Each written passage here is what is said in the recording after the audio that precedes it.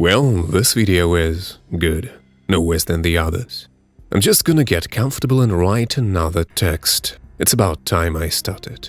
Yes, I'm gonna write at the same level I was writing at the dawn of my career, back when I was still an enthusiastic rookie. Sometimes I think it's time to let those times go, but they keep coming back.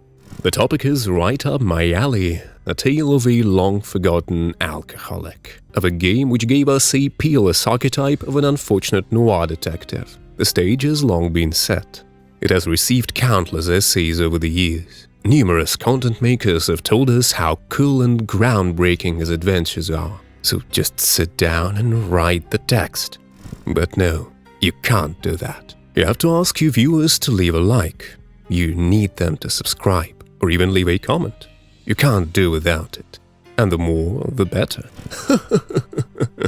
Yeah, that's a sarcastic laugh, asshole. Look what you have become. This is the longest attempt to write a text in human history. So once again, what are you waiting for? Just start writing the text. Type that you are dramatic and that you're about to begin.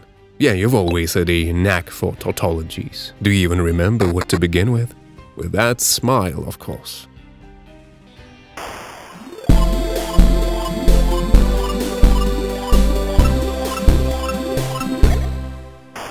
For the first time, the world saw the smirk of Sami Antero Järvi, or Sam Lake, in Helsinki, Finland. There, the future screenwriter studied at the university on the Faculty of English Literature. And it was there where Lake first became acquainted with video games, after his family bought him a Commodore 64 computer. The writer was particularly mesmerized by Ultima 4 and other RPGs of the time. By the way, let's quickly debunk one myth. Sam Lake was not among the founders of Remedy, but he joined the studio at the very early stages of its development, just a few months after its opening. At that time, Remedy was working on their first game, Death Rally. It was a car action with a view from above. The developers were just short of a person who would write all the lines for the characters and car descriptions. So one of the workers of the studio, Petri Järvelaito, turned for help to his friend, Sam Lake, who was very conveniently studying a specialty directly related to literature. All in all, Death Rally proved to be a successful project and allowed Remedy to expand its staff and move to a new office, while allowing Sam Lake to stay with the studio for good. So a young studio can't just sit and do nothing, right?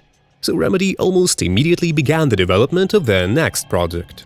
The developers were impressed by the acclaimed Tomb Raider and wanted to make their own third-person shooter with blackjack and hookers. However, the choice of approach was rather unusual for the time. Remedy wanted their new game to appeal not only with exciting gameplay, but also with a truly adult story, which would involve guilt, loss of loved ones, and overwhelming depression. This is where Sam Lake's screenwriting talent came in handy more than ever before, as he himself wanted to tell an interesting story. And a good story always needs a non-trivial protagonist. After these words you may smirk and say something like, wait, so a noir alcoholic detective is now an unusual protagonist? To which I will say that in the video game industry of the late 90s and early 2000s, a well-written noir detective was a rarity. So Lake sat down and started watching and studying noir movies one by one, from the classics of Hollywood's golden age to the contemporary films of the time. Sam wanted to write a convincing archetype of a tough cop with a fate full of hardships, and then build a plot of revenge around him. After all, such a character at the center of events allowed to delve more into the psychological aspect of the story. As soon as Lake was done with the first drafts and the rest of the Remedy team had made a convincing prototype, they all went to pitch the project. Once they got the go-ahead from the publisher, development began anew with twice the resolve. In 1991, some of the designers went to New York, where they studied the city together with former policemen. However, the total budget of the development of the game, codenamed Max Heat, was very modest. The developers couldn't give Max's model a fully animated facial expression, plus the studio lacked the money to afford professional actors. So for the texture of Max Payne's face and body, they took, as you would think, the very young Sam Lake himself. In addition, the developers had to give up real-time cutscenes on the engine. But they managed to get out of this unpleasant predicament in the most unusual way. They decided that the title screens between missions will look like comics, albeit fully voiced. This had a very positive effect on the overall perception of the game. There was a funny situation surrounding the announcement of the first Max at E3 1998. The game received quite a lot of attention at the conference. Gamers and the press were surprised with the dead serious tone of the narrative and down-to-earth gangster shootouts, which weren't even trying to romanticize violence. Plus, the project looked very decent for its time, mainly due to the fact that it was written on its own engine, Max FX, which drew flashes from shots and smoke all in real time. When Max Payne finally came out on the 23rd of July 2001, players got a truly unique project, not only in terms of gameplay, but also in terms of narrative. But let's leave all the juice for later, and first talk about why the gameplay of the first Max Payne is truly unique for its time. Because from the outside everything looks as simple as it gets. An ordinary third-person shooter. You walk through intestine-shaped locations, mow down the enemies, and that's it. However, Max had a trick that made you perceive everything quite differently. By pressing one button, the player could slow down time at any moment. Time also slowed down while jumping, which made the first Max as cinematic a game as possible. It's like the dreams of most young boys of the time, raised on John Woo's police action movies, came true. When Max jumps to the side, time starts moving at a snail's pace. You can see the trails left by bullets piercing the air and the shells slowly floating, taking their time to hit the floor. Every gunfight in Max Payne looked like a scene from a badass action movie, and all thanks to time dilation. It would seem to be such an insignificant chip, but it completely transformed the perception of the gameplay, especially when Max gracefully stretches out mid-air, dodging dozens of bullets hurtling towards him. However, it wasn't just the gameplay. Many people, myself included, remember the first Max Payne primarily as an extremely stylish and brutal story about a broken detective. One day, unknown assailants broke into Max's apartment and brutally murdered his wife and newborn daughter. Since then, Max Payne has been trying to drown his grief in alcohol, mixing it with painkillers, having lost all the purpose in life. He's become a pathetic semblance of his past self. He's eaten alive by self-pity and the inability to live with the burden of the overwhelming guilt. That was exactly the image the screenwriter of the whole project, Sam Lake, wanted to achieve for the protagonist. According to Lake, the main source of all truly serious internal conflicts of a person is the family. After all, it's enough to just think how much influence people around us have on ourselves to realize that our actions are often dictated by others. Moreover, Lake had no intention of making Max another superhero cop with a strict moral compass. He wanted the character, and therefore the player, to have a good reason to slaughter all the bad guys they encounter. To this end, Lake took Sam's family away from him and gave him a good enough reason to go on a revengeful spree. Further still, for the players not to have any thoughts about condemning Payne's excessive cruelty, Lake turns his life into hell. Because we know for a fact that, while his wife and daughter were alive, Max lived in a paradise. All was quiet on the personal front, and his work seemed to be also going well. So when the doomsday comes and an ordinary detective finds his family brutally murdered, it shatters his perception of the world. Even the New York City that appears before us in the game is more reminiscent of the lost circle of hell from the Divine Comedy. High-rises piercing the gloomy sky, deserted streets, endless snowfall, and human filth everywhere.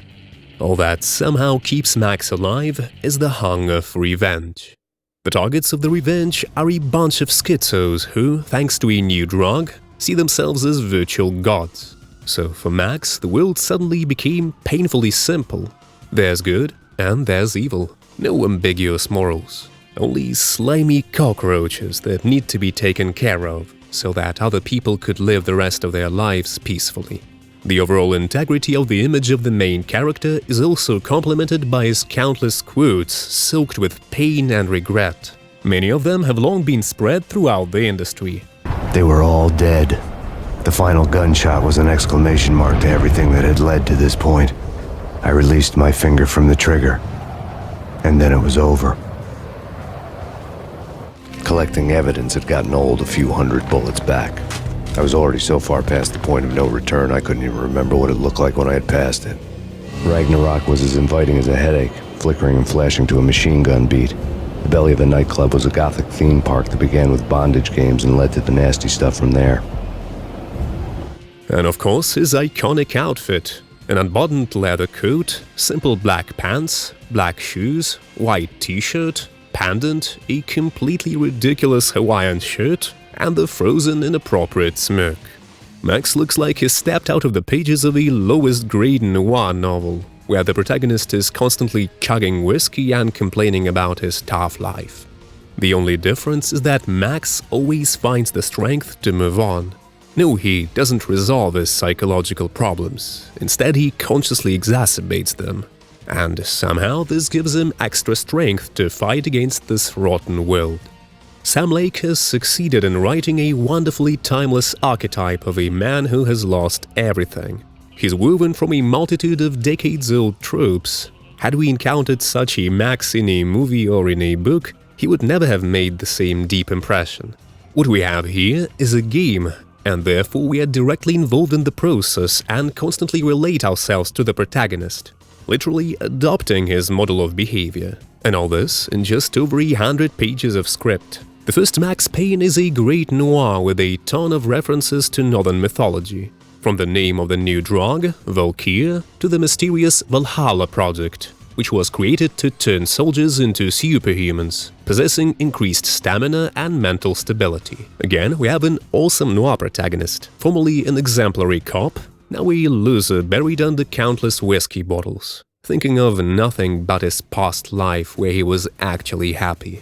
Combine this original style with some truly groundbreaking cinematic gameplay, and you get one of the best video games ever made. And this time I really mean it. Back in the day, everyone agreed with that. The scores of 89 points on Metacritic from journalists and 9.0 from users speak volumes. By the end of 2001, more than 300,000 PC copies of the game had been sold, which brought the developers a total of almost $14 million in revenue. And as you all know, where it smells money, there's always a sequel. But how do you develop the story of a character who's already completed his path within one game? Not to spoil anything, but Max had successfully exacted his vengeance on everyone he planned to. He cleansed the city of Valkyr. And here's the best part, the detail for which Sam Lake can be called a truly masterful screenwriter. He decided to develop the character in a slightly different direction. Yes, the justice has been done, but killing everyone responsible for the death of your wife and daughter won't bring you peace, because the pain will live forever inside your head, a pain that won't let you sleep at night. It can only be dulled by finding a new purpose in life, a new meaning. That's exactly what Max decided to try. On December 5th, 2001, Take-Two Interactive announces the acquisition of the rights to the Max Payne franchise. The development of Max Payne 2, however, was still entrusted to Remedy. For the sequel, Lake had planned to write a noir love story, as he felt that this theme would suit Max best. Because, as I've mentioned earlier, revenge has already been exacted. Lake has always strived to tell stories most unusual for the world of video games. First just classic noir, and now a full-fledged love story, centered around an emotional cripple, nothing more, nothing less. The classic noir elements like a city festering with violence and crime remained unchanged, and the eternal night, of course. Can't do without that. According to Lake, the main purpose of the new story was to keep what was working just fine, as well as to fix minor flaws. The story about the drug and super soldiers is cool and all, but somehow it doesn't work well with the hyper-realistic setting of classic noir. So it was decided to give up on such things. Most importantly, the comic cutscenes between missions were still in place, which now looked way more polished. However, there were engine cutscenes. Remedy really had something to brag about. Max Payne 2 looked great for its time, and the new physics engine made your jaw hit the floor. In general, the new Havoc physics engine became the main feature of the project. Explosions would send everything not attached to the floor flying in all directions, and the enemy corpses would gracefully collapse on the ground, especially in bullet time. It also added an extra tactical element to gunfights. Say you are hiding behind the crates, but the bullets of your enemies destroyed them, so now you need to urgently look for a new cover spot. In general, gameplay-wise, Max Payne 2 was many times better than its predecessor. Playing with bullet time was just as interesting, while the enemies now had a goofy reaction to every hit. The arsenal remained relatively unchanged, but one of the novelties were the escort and protect missions. I personally have no clue who thought this was a good idea, but in the end these missions completely break the pace of the sequel. So much in fact, so that as a kid I simply refused to continue playing the game. Yeah, I was a really dumb and shallow kid. I also can't omit the wonderful soundtrack. Even in the first game it gave an uncontrollable desire to just sit down, light up a cigarette and ponder about your life for hours on end. However, in the sequel the soundtrack took it to a whole new level. Each track intertwines the themes of despair and regret. Listen to them in detachment from the game and all of a sudden you don't really want to live anymore. It was the legendary main theme of the second part that now associates with Max Payne's adventures among most players. It's probably worth mentioning one small nuance. In the sequel, Max's model no longer had the face of Sam Lake. No more ballsy smile and deadpan expression. Now the protagonist's face was expressing at least some sort of emotions. Or at least tried to. Did it make the game worse? I doubt it. But the absence of the iconic smirk made it… I don't know. There was definitely something wrong. I'm sure you know what I mean. The Achilles' heel of the second Max Payne was, as ridiculous as it may sound today, the plot. It felt too fast and inconsistent. No allusions to the North, just a very solid noir detective story with mafia showdowns. Its only real weak spot was the fact that when compared to the first part, the story looked much more Hollywoodish or something.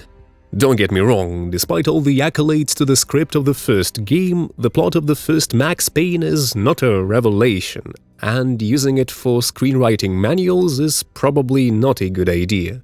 But Max had a specific goal, inextricably linked to his personal experiences. Well, here the emphasis is made more on all sorts of gang warfare. Except for one element that saves the story of the whole sequel, except for the woman worth killing for. Mona Sachs. After the events of the first part, Max just exists, still taking tons of pills, chasing them with alcohol. Without his wife and daughter, life has no meaning, until he meets the femme fatale named Mona Sachs. He becomes romantically attracted to her and seems to be coming back to life before our eyes. Mona's character appeared in the original game, but it is in the sequel that she is given the attention she deserves. Miss Sachs is an assassin who happens to be involved in the same gang war that the world's most unfortunate detective is investigating. Throughout the game, the two have an extremely passionate affair that either lights up or fades out. The key detail, however, lies in something else entirely. It is Mona Sachs who turns out to be the person for whom Max Payne wants to live again. Their relationship can hardly be called healthy or exemplary, yet both of them care for each other in their own way. And while for Mona, Detective Payne is more of a genuine interest, for Max she is a true savior. Through Payne's lines and his constant attempts to help Mona in the most deadly situations, we can see the therapeutic effect this woman has on the poor detective. Albeit for a brief period of time, but Max starts to live again. Here's a person for whom he is willing to remove mountains. Perhaps Max Payne 2 is where we can see the old detective in his prime, so to speak. See a hint of the man he once was, with his own goals and aspirations, not yet completely eaten away by guilt and grief. Plus, Sam Lake decided to fiddle with the narrative component of the game in a more serious way. Here's the fun part. In the world of Max Payne, there's a TV series, which is literally a frivolous retelling of the entire story of Max Payne 2.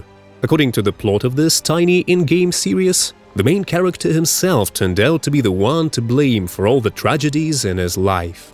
You can watch it on the TV scattered around the level, although watch is not the most fitting word. I mean, it was just a set of stylized static pictures with voiceover text. Thankfully, none of the episodes lasted longer than a minute, so you didn't have to force yourself to watch it to the end. The fact that Mona's home was finished in the style of the series only added more flavor to the game. As a result, an attentive player would notice that someone is subtly messing with his perception of the game, as if making you question whether everything happening around you is at all real. If we consider the sequel as an integral part of the whole trilogy, then contextually it's the most important part. In the first part, we are shown what a person who has lost literally everything is capable of. Here, we are shown that even such a wounded soul can heal, if it can find and hold on to the right person.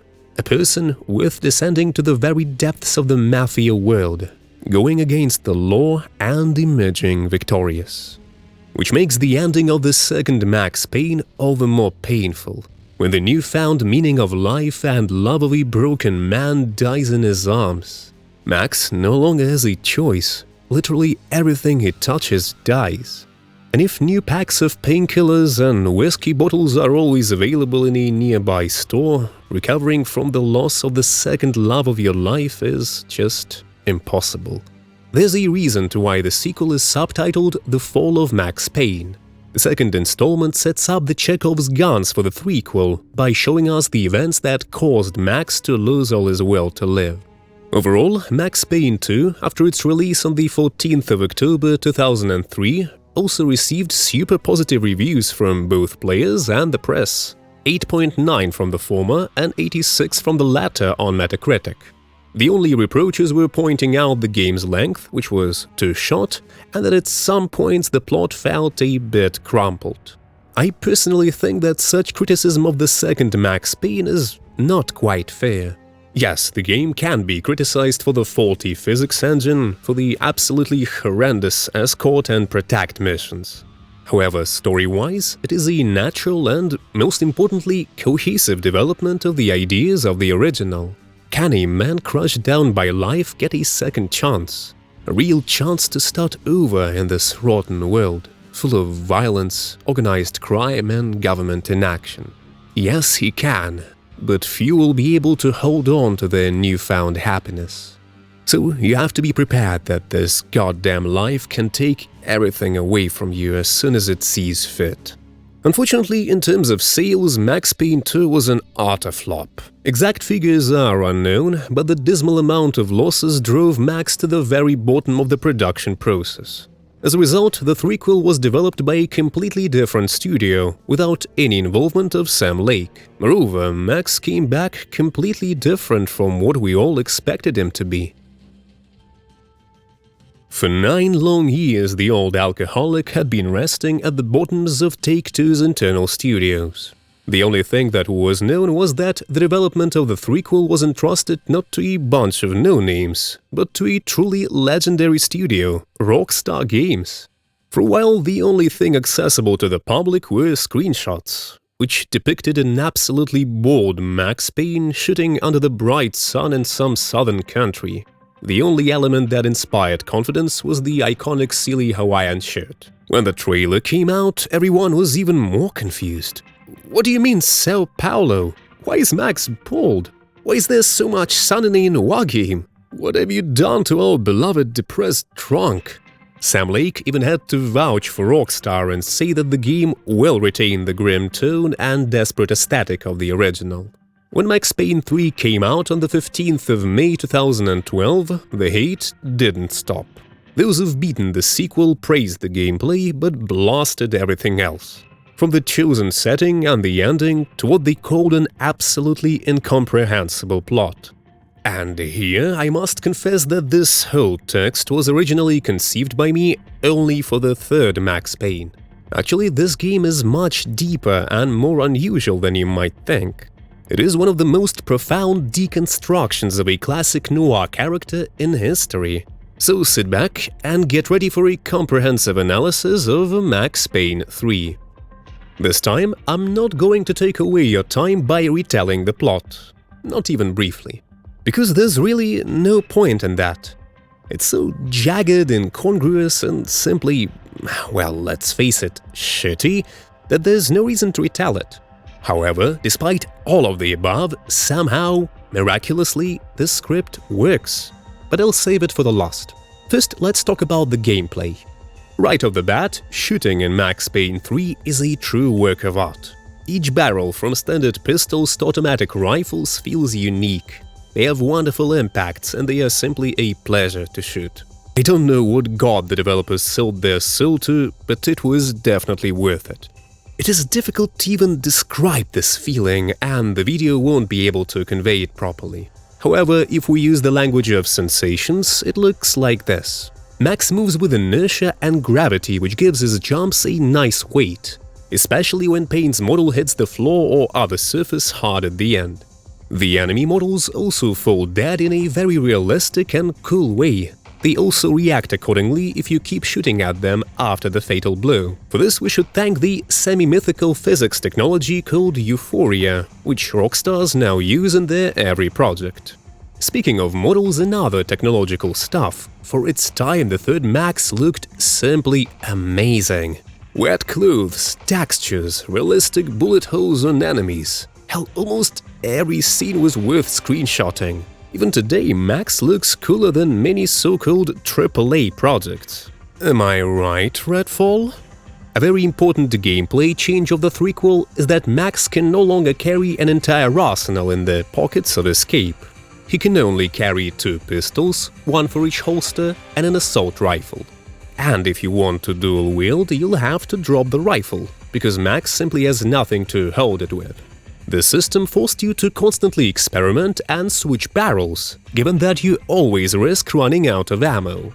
Also, towards the end of the game, Payne encountered more serious opponents in bulletproof vests.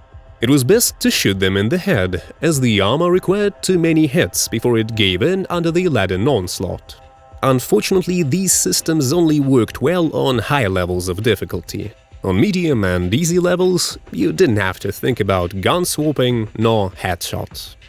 The good old bullet time has remained in place and hasn't undergone any significant changes. Except that there was now an opportunity not to die, if in a special minigame you shoot the enemy who had put the final bullet in you. Hey, Marty! Thought I said take out the trash. However, it only works when you have at least 1 vial of painkillers in your pocket. And of course, the threequel couldn't do without a system of cover spots. Now Max can safely stick to various surfaces and shoot while being relatively safe. The game has lost a certain charm because of this, as it decreased the necessity of jumps. But what can you do? What are the times, so are the habits. For some reason, they even added multiplayer, which unfortunately I won't be able to tell you about.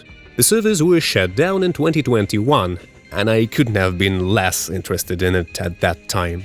Judging by various YouTube videos, it was quite a fun thing for a couple of evenings.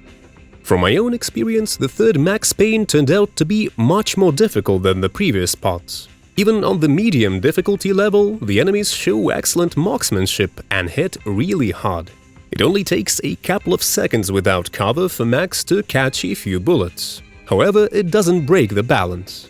True, on the easier difficulty levels, you can literally just run forward, occasionally using bullet time to take down another bunch of enemies. However, the higher the difficulty level, the more fun the gameplay is, because the difficulty increases along with the damage received from enemy shots. You may object and say that on the hard difficulty there is simply no point in running and jumping, when you can just find some cover and hide behind it. But then the game will turn into just another third-person shooter with hiding spots. Yet, if you overcome your fear to get back to the last checkpoint and try doing the same thing on easier difficulty, Max Payne 3 turns into a true symphony of gunfights in the style of the best John Woo movies. Max is flying from one wall to another in slow time, bullets swishing inches away, and you're urgently trying to aim as many heads as possible in one jump, knowing full well that if you don't shoot an open enemy now, he'll likely finish you off as soon as Mr. Payne hits the floor. The constant risk and the relative fragility of the protagonist on hard difficulty, coupled with the awesome shooting experience, makes the third Max a truly delightful game, at least in terms of gameplay. If you don't believe me, just try playing the game on a difficulty level above medium. I swear you will literally rediscover it. It will be tough. Sometimes it will seem that everything is rigged, and the game does its best to assist your enemies. But Max never complained. At least, not out loud.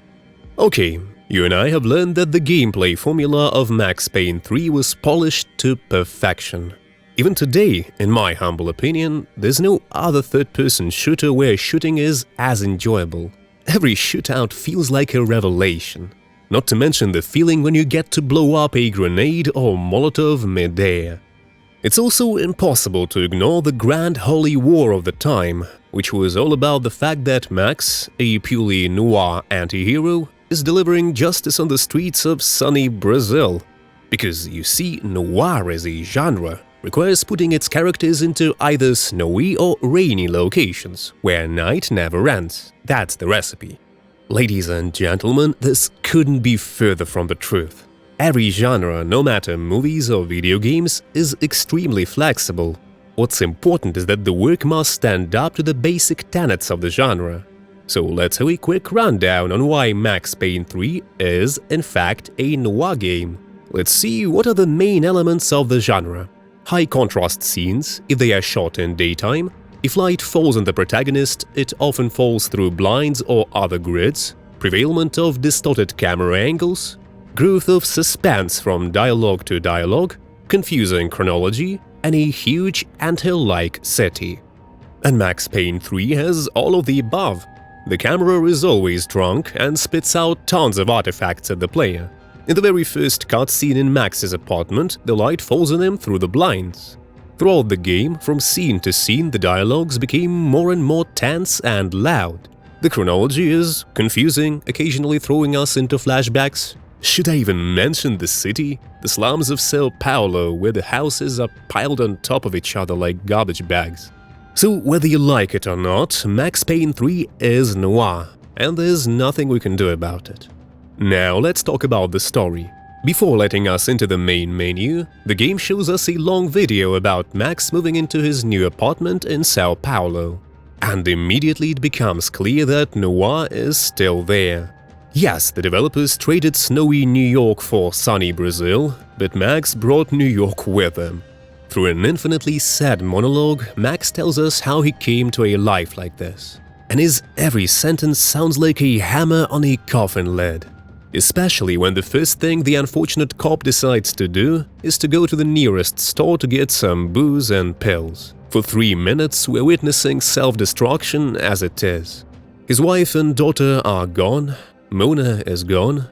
There's no one and nothing left in Max's life. The only reason he's still not blowing his brains out is because of his strong moral compass. Time after time it tells him that committing unaliving is an extremely bad idea. It's easier to go with the flow and exist in the embrace of his beloved bottle of booze. Max Payne 3 immediately shows us that the protagonist did not survive the events of the second part. I mean, physically he's still alive, but psychologically he's closer to a corpse. Max is at such a rock bottom where he's never been in his life. Many years have passed since the death of all his loved ones, but Mr. Payne, living up to his name, still carries an unbearably heavy burden of memories on his back. How did such a pitiful person end up in Sao Paulo in the first place? The game will tell you an answer to this question sooner or later, in the form of a flashback, where Max, sitting in a bar, subtly notes that he's been here for 4 hours or 5 years, it depends. Suddenly, an old acquaintance of his, Passos, approaches him. He offers the drunkard a new job. Max would have gladly declined the offer, but thanks to his strict moral compass, by the end of the drinking session he finds himself drawn into a whirlpool of bloody mafia vendetta. Now he has no choice but to trust a friend who's just materialized in front of him and go drinking somewhere else. Relax, I won't retell the whole plot. It's just that this bar and the detail noted by Max are extremely important for understanding the general narrative of the whole story of the third part. Apparently, after Mona's death, Payne has been doing nothing but drinking. Every day for 5 years in the same bar. And when the bar closed, the former detective would go home and get drunk there instead. He wasn't living, he was merely existing. All that our protagonist wants by the beginning of the events of the threequel is to die. And since he lacks the courage to do everything by himself, Max assigns this impossible task to the unceasing stream of alcohol. Why impossible? Because after 5 years of endless drinking and pill mixing, anyone would turn into an abomination. And Max is still a muscular, cunning, and skillful shooter. I wish I had a liver and brains like that. But here's my point. All first half of the game, when it's really important to listen and pay attention to every bit of information, Max is always drunk as hell. At the beginning of each level, he tries to get as drunk as humanly possible so that he could go home absolutely wasted and just go straight to sleep.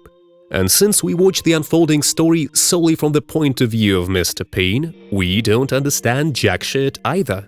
The only thing clear to us is who needs to be protected and who needs to be shot, that's it. And that's what the whole visual aesthetic of the game works for. If a character speaks Portuguese, the subtitles will be in Portuguese, so that we, along with Max, don't understand a single word. When the screen flashed with graphic artifacts, it's also because of the protagonist's confused mind. With such amounts of alcohol he drinks every day, it's a miracle Payne still finds the gun handle in his holster. The funny thing is that at the beginning of the game there are not as many of these glitches. And this is also explained by the condition of the main character. Max's body can't live without alcohol in his blood. Therefore, the more drunk Payne is, the better he perceives visual information. Max's main problem, as I said before, is that he doesn't listen to the dialogues at all. It is much more important for him to feed his inner demon by delivering another profound inner monologue about how everything around him annoys him and how much he dreams of the yesterday's glass of whiskey. This kind of place made me want to puke. I needed a real drink to deal with the electronic music and the robotic people. The people around him matter as long as they provide him with work and money. As soon as he gets his check, Max will do his best not to fall into an alcohol-induced coma in front of everyone at another important dinner party. Hence the seemingly crappy and disjointed plot. The rockstars tried to give us a thorough insight into the inner world of the protagonist and got carried away. We don't know the cause and effect relationships and any kind of plot simply because Max has no interest in it. To hell with the corrupt politicians who ordered the kidnapping of the boss's wife, to hell with the favelas and their horrors, fuck all that. And here's the funny thing. If this idea works perfectly well within the context of the main character, then we, ordinary players, find it extremely unpleasant to follow this kind of storytelling. We need to know at least some basic reasons for the shitshow going on around us. In the pursuit of stylistic unity and thorough portrayal of the main character, Rockstars forgot about the most important thing – player involvement. Most people don't care about another sad drunkard someone's trying to stuff into their head. So a lot of players had a real dissonance when they were genuinely interested in marvelous shootouts, while at each lengthy cutscene they wanted to fall asleep. Because sometimes it was simply unpleasant to watch them because of the countless visual glitches. Not to mention what it was like for the poor people with epilepsy to play the game. All this has led to the situation when another 10 or 20-minute cutscene caused not just indifference but sincere irritation, when the player just sat there and prayed for the level to finally load and led them back into the gameplay. It's a damn shame that such a fundamentally wrong presentation of the first half of the game ruined the impression from the second half for so many people. Here's the thing. When Max's adventures in sunny Sao Paulo passed a milestone, the character braced up and found the strength to change. Max finally gave up booze and resorted to the pills only at certain moments of gameplay to fix his rapidly declining health. Suddenly, he started paying much more attention to the dialogues, and Payne was getting more involved in them. He finally decided to open his eyes and try to take a more thorough look at the world around him. However, as many of you probably know, the abrupt withdrawal from alcohol after a long binge leads to a terrible hangover.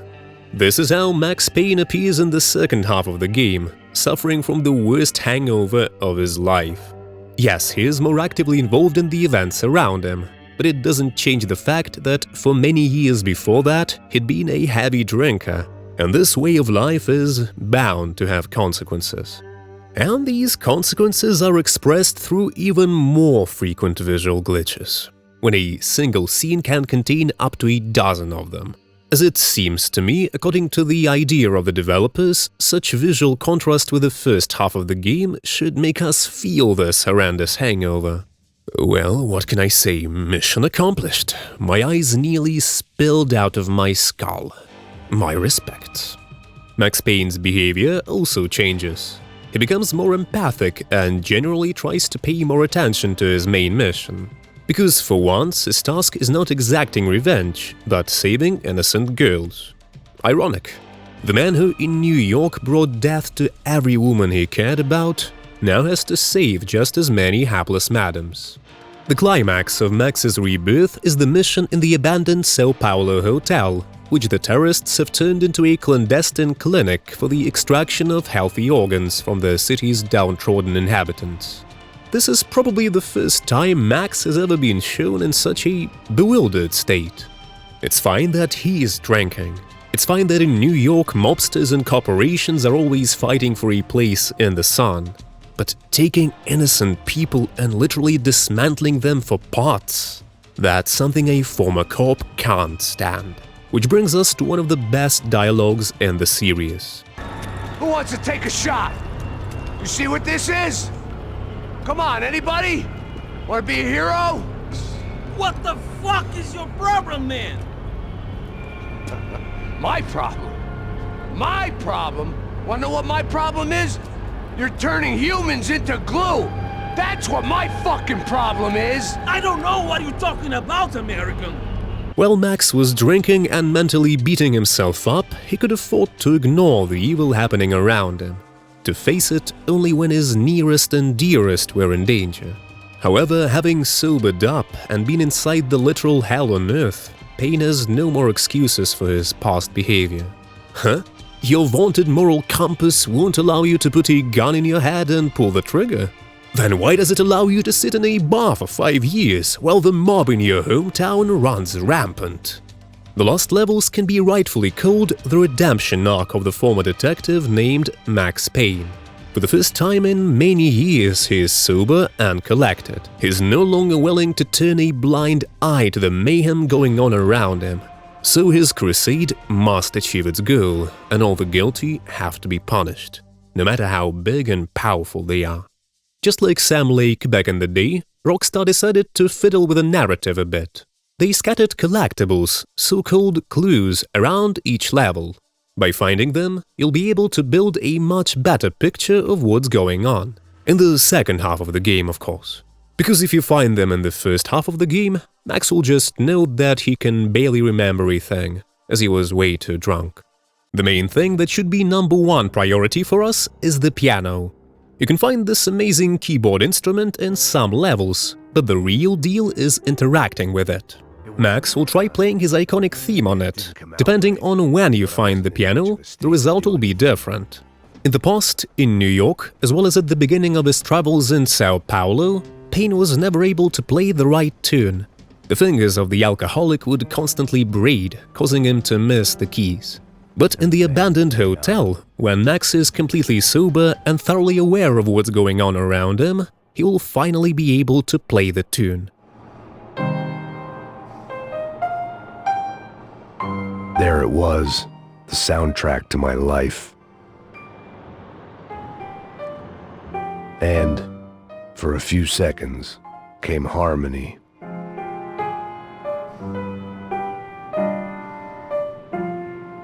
The tune of his life, haunting him since the death of his family.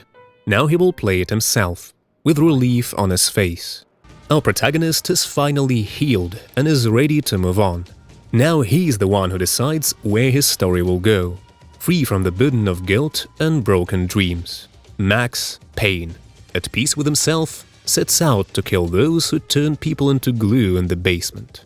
However, I have to admit that the second half of the game doesn't work as well as the developers would like it to in terms of storytelling.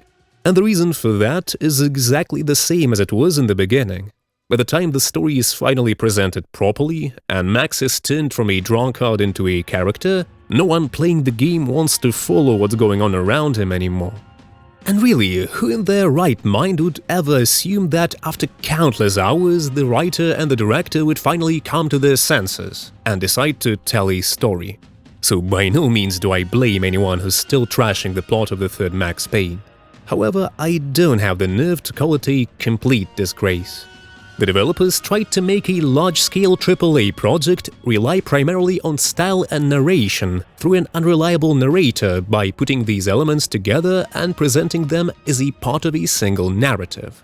Frankly speaking, the result left much to be desired. However, when I finally realized the meaning of all the mayhem going on in the threequel after many years, when I tried to look past the endless visual glitches, I found an additional layer of an already fascinating game. It's just that to get to that layer, you have to go through obscene amounts of obstacles. It's like they are trying to make you feel like you don't need it. You already have a cool shooter, just relax in the evening and skip all the cutscenes. Let's also not forget the stunning performance of James McCaffrey, who gave Max his voice. His seemingly monotonous voice carries tons of truly amazing emotions. I was still on the force back then. NYPD, Manhattan, Midtown North Precinct, Hell's Kitchen. So when are you coming to work for me, Detective Payne? You'd make me work undercover in some hellhole. Sorry, Alex. Michelle and the baby come first. Literally, in a second he can switch from indifference to deep heartache. A special praise should be given to the screenwriters, led by the legendary Dan Houser. They wrote terrific monologues for our favorite drunk dead inside. Almost every phrase of his can be quoted, which will sound extremely relatable and true even in detachment from the game. After all, Max always has something to comment on. He really doesn't like the loud music in the club, which echoes with pain in his drunk head. Mention 10 times per level how drunk he is, of course. Or sigh about what a circus his whole life has turned into, you'll hear it more than once as well. Oh yes, you will. In general, everything about the dialogues in the third Max Payne is done at the highest level. When in a stressful situation, characters talk exactly how real people would. Yes, you heard me. Think for yourself. Everyone is constantly spewing tons of cringe on a daily basis. And now you've got warlords trying to kill you. And you have a headache because you drank too much last night. And the weather outside is sweltering and you got my point. And of course we have an amazing soundtrack by the band Health. At first, it may seem that such experimental sound doesn't quite fit Max's mood, but eventually you realize that each song hits exactly where it should.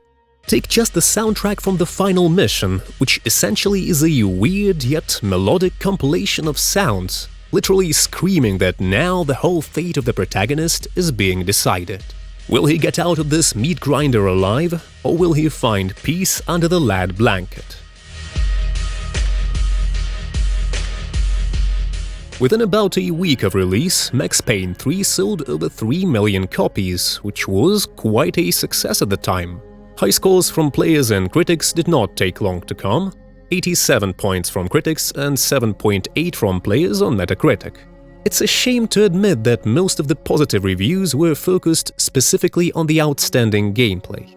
The plot, on the other hand, has been largely neglected. But if you look at it, it's a narrow, straight story told through the prism of an elderly alcoholic who doesn't even understand what's going on around him most of the time. But if we consider the threequel in the context of the previous parts and don't omit its stylistic merits, it will become evident that the whole Max Payne trilogy becomes a complete story arc. In the first part, our man is driven by the dream of revenge. It's literally the beginning of his story, filled with violence, drugs, and other vices of society. In the second part, in the middle of it, he tries to heal, to find a new meaning in life, and turns for help to the closest person he had at the moment, who's then taken away from him as abruptly as given to him. In the third part, having sunk to the very bottom, Max finds the strength to live, not in the people next to him, but in himself. He finds the shards of the person who once served in the police and did his best to eradicate evil and help people around him. So I personally can't think of a more fitting ending for the entire trilogy than in Max Payne 3, where our elderly vigilante sits quietly sipping soda, looking at the sunset, wearing flip-flops, shorts, baseball cap, sunglasses, and of course a silly Hawaiian shirt. And then walks off into the sunset. Have your rest, Max. You've been through hell. Now enjoy the well-deserved peace.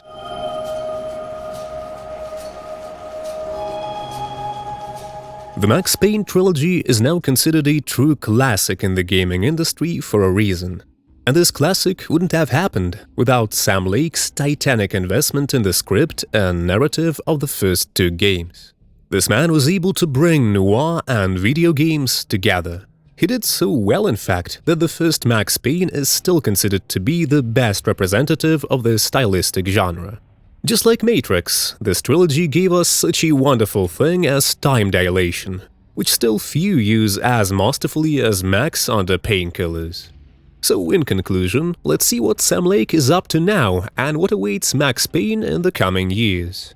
After the relatively unsuccessful Max Payne 2, Sam Lake and Remedy set out to further experiment with story and gameplay formats.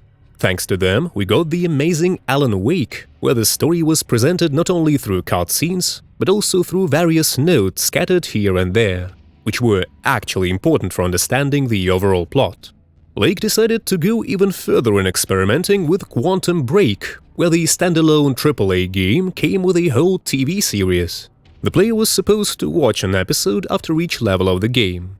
The swan song of the screenwriter's entire style was the relatively recent Control, where the aesthetics of the environment, narrative, notes, cutscenes and dialogues are woven into a single amazing mix, which you want to spend hours solving, looking for clues in the notes and paying attention to the smallest details of the environment. As for Max Payne, everything is rather complex. Despite the positive reviews from players and the press, it was hard to ignore the general lack of understanding of the events taking place in the game.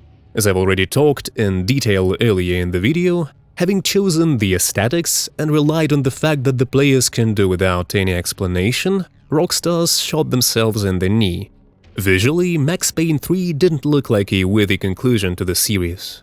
Only after enduring an inconceivable number of visual glitches and absolutely horrible presentation of the story was it possible to see the true ending. Well, from the outside, it seemed like the developers decided to just go crazy and stick a drunken noir detective in the setting of sunny Brazil, just for the hell of it.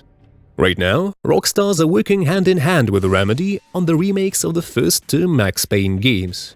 I don't know about you, but I'm sure they won't disappoint us. Considering the caliber of the projects that Rockstars are releasing nowadays, we can definitely expect truly big games. Besides, you can't put Max in Sao Paulo again. The only option left is to use the aesthetics of a snowy gangster New York to its fullest. The only obvious change that needs to be done is a complete remake of those plot elements from the first game, with the Valkyrie drug, the Super Soldiers project, and the secret underground lab. Today is another era, so it will be impossible to tell the same story without a kitschy overkill. You know, here I am, finishing this text, and I realize that for the industry as a whole, and for a huge number of gamers, Max Payne is much more than that. We have all been drawn into a deeply tragic story of a man who lost everything he ever cared about. Time after time, fate kicked him in the stomach, and despite everything, he got up and poured another glass of whiskey, as if to say, "Is that it?"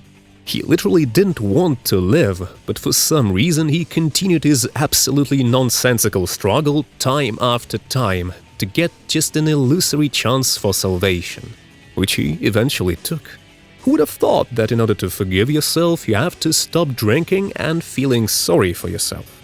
Max Payne epitomized that even when you hit rock bottom, you can still find salvation.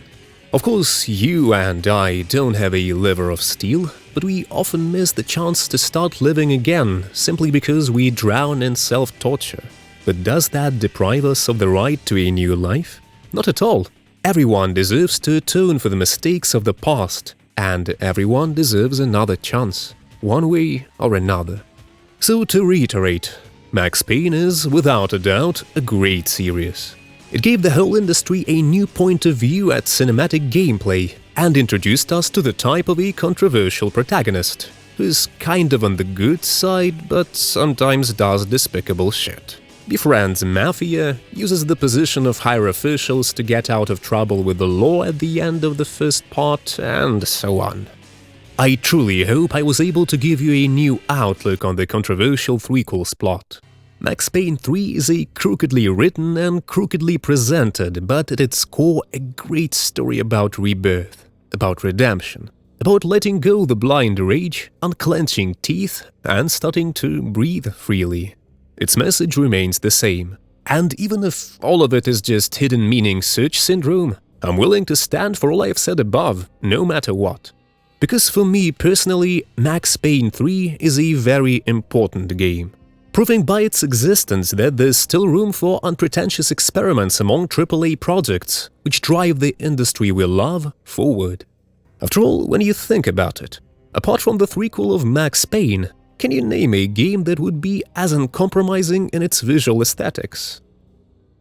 The text is good, no worse than the others. I took my blistered fingers off the keyboard. My mission was finally over. Damn, this has taken a lot more effort and time than I'd expected. And for what? So they could call the whole analysis just another schizophrenic delusion? No. Calm down. Maybe this time things will be different.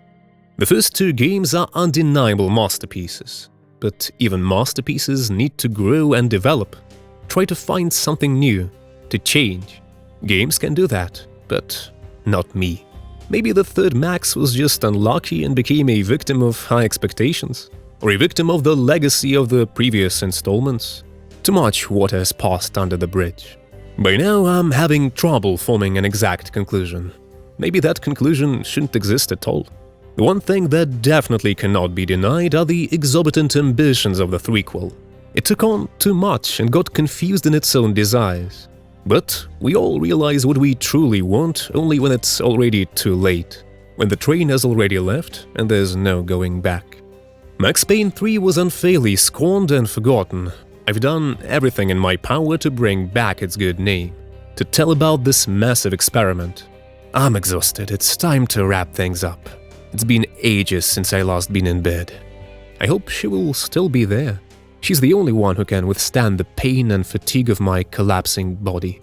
It's time to let it all go. Let go of the pain and resentment.